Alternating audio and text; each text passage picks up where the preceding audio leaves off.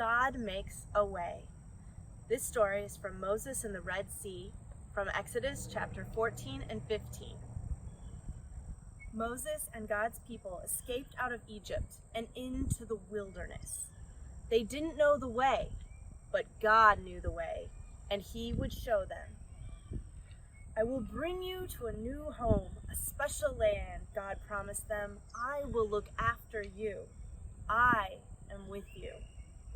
God sent a big cloud for them to follow, a pillar of smoke stretching up to the sky. It moved in front of them as they walked and shaded them from the blazing heat of the day. And when it was time to rest, it stopped. All through the cold desert nights, it kept them warm, glowing like fire. God led His people through the desert to the edge of a great sea. They were just wondering how to cross it when, suddenly, they heard a terrible thundering and pounding. It sounded almost like horses' hooves. They shaded their eyes to look back and screamed. Ah! It was Pharaoh and his army were coming to get them. Pharaoh had changed his mind again. "Get my slaves back!" he screeched and charged out into the desert after them with 600 of his fastest horsemen and every single chariot in Egypt. What were God's people going to do? In front of them was a big sea. It was so big there was no way around it. But there was no way through it. It was too deep. They didn't have any boats, so they couldn't sail across, and they couldn't swim across because it was too far and they would drown. And they couldn't turn back because Pharaoh was chasing them. They could see the flashing swords now, glinting in the baking sun and the dust clouds, and chariot after scary chariot surging towards them. So they did the only thing left to do: panic. "We're going to die," they shrieked.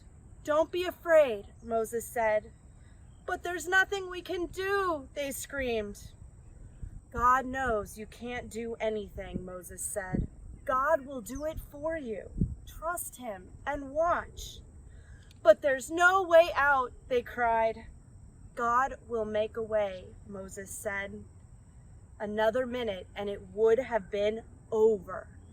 But then the strangest thing happened.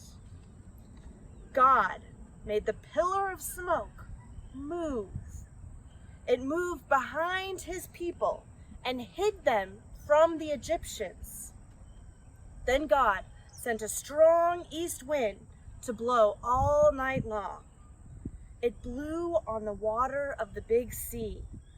It blew it to the left and it blew it to the right, until it blew it into two towering walls of water. And there, right through the middle of the sea, a muddy pathway opened up. And God's people walked across on dry land. When the Egyptians tried to follow, the walls of water came crashed down upon them and swallowed them up. God's people were safe. They danced and laughed and sang and thanked God. When there had been no way out, God had made a way. Many years later, once again, God was going to make a way where there was no way. From the beginning, God's children had been running from Him and hiding. God knew His children could never be happy without Him, but they couldn't get back to Him by themselves. They were lost. They didn't know the way back, but God knew the way back, and one day He would show them.